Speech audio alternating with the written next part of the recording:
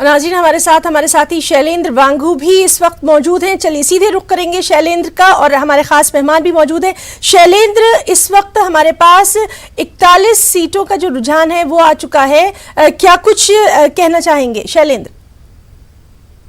आपको अगर यहाँ का माहौल बताएं, मैं अभी आम आदमी पार्टी मुख्यालय में हूँ। यहाँ पर पीछे कुछ देर बाद यहाँ पर करीब 9:30-10 बजे के आसपास अरविंद केजरीवाल पहुंचेंगे और वहां से वो वेव करेंगे और वो एड्रेस भी कर सकते हैं वहां से मीडिया को। और वहीं यहाँ पर तैयारियां पूरी हो चुकी हैं, कार्यकर्ता सुबह से ही यहाँ पर मौजूद थे, गुब्बारे लगाए गए हैं। नीले कलर का जो गुब्बारा है वो कहीं ना कहीं आम आदमी पार्टी को दर्शाता है। और वही मेन गेट के पास एक जीप खड़ी है जिस पर अरविंद केजरीवाल ने पिछले दिनों कैंपेनिंग की थी। 200 से ज्यादा रैलीज, रोड शोज और टाउन हॉल्स हैं वो केजरीवाल ने किए थे। तो कुल मिलाकर यहाँ पर जो माहौल है वो जीत का नजर आ रहा है। हालांकि बड़ा सवाल यह है कि इस बार बीजेपी कितनी सीटें छीन पाएगी आम आदमी पार्टी से, क्योंकि शाहीन बाग एक बहुत बड़ा मुद्दा रहा है पिछले दिनों। लेकिन इसका कितना असर पड़ेगा आम आदमी पार्टी की जीत को लेकर, यह देखने वाली बात होगी। ललित।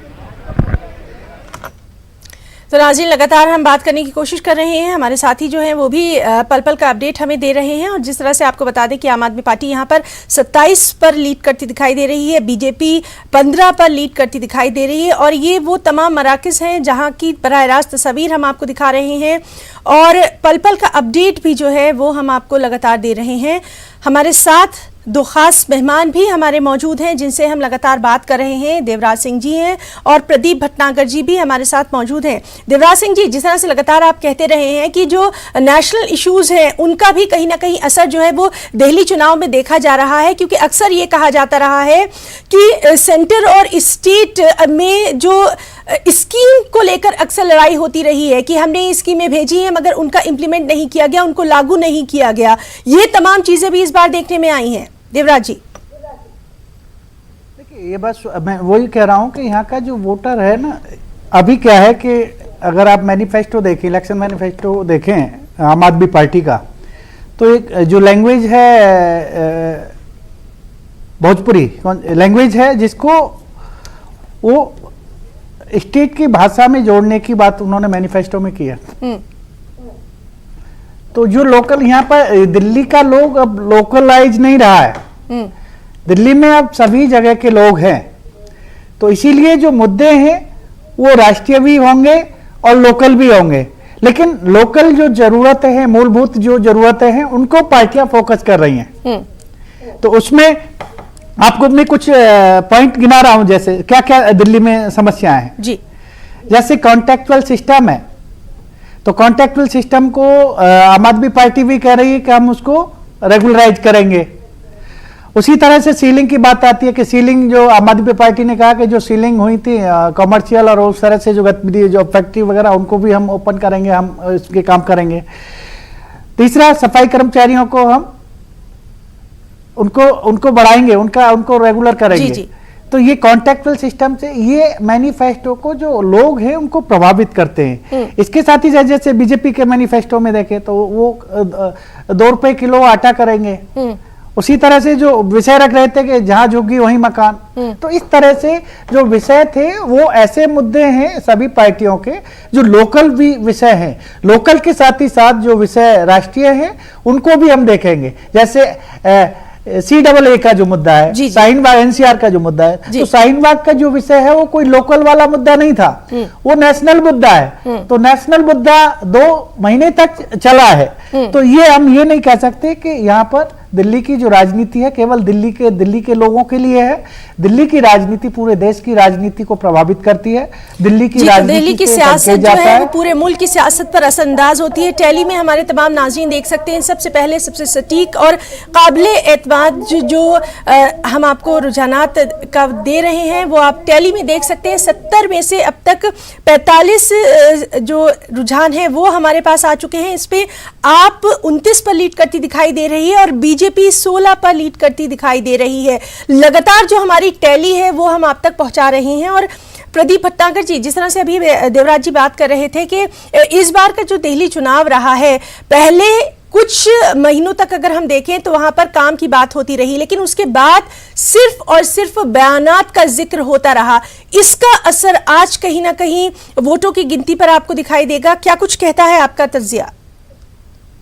देखिए, जैसे अभी बीच में विषय चला था एक शाहीन बाग जो आपने दोहराया था, अगर भारतीय जनता पार्टी को अगर राजनीति करनी होती तो शाहीन बाग पे कहीं ना कहीं कोई कंप्रोमाइज करती, मगर जो देश हित में चीजें हैं, जो देश हित के काम हैं, उसमें कभी भी भारतीय जनता पार्टी ने कोई कंप्रोमाइज ना तो किया है ना वो करेगी, चाहे विषय कोई भी हो।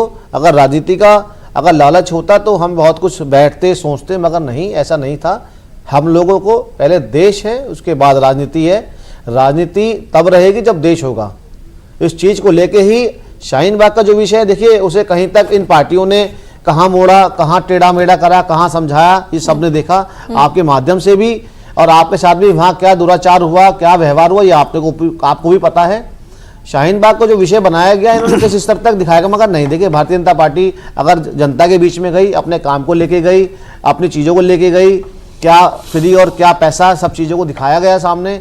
गली में जो चीजें हमने मैनिफेस्टो जो जारी करा, क्या हम जनता को दे सकते हैं दिल्ली की। प्रदीप भटनागर जी, यहाँ पर एक छोटी सी बात ये भी पूछना चाहेंगे आपसे कि बात हो रही थी कि आम आदमी पार्टी ने जो बहुत सारी फ्री सर्विसेज देने का जो वादा किया था, चाहे पानी की बात करें, बिजली की बात करें या बस में सफर की बात करें खवातीन के लिए, बीजेपी मुस्तकिल ये कहती रही है कि नहीं, ये तमाम चीजें जो है शायद असरअंदाज नहीं करेंगी। लेकिन अभी जो रुझानात आ रहे हैं, बार बार हम ये बात भी कह रहे हैं कि वक्त से कुछ भी पहले कुछ कहना जो है वो कब्ल अज़ वक्त होगा, लेकिन फिर भी ये जो रुझानात आ रहे हैं, आप 31 पर लीड कर रही है, बीजेपी 16 पर लीड करती दिखाई दे रही है, कहीं ना कहीं ये तमाम चीजें भी असरअंदाज हुई हैं दिल्ली वालों के दिलों पर।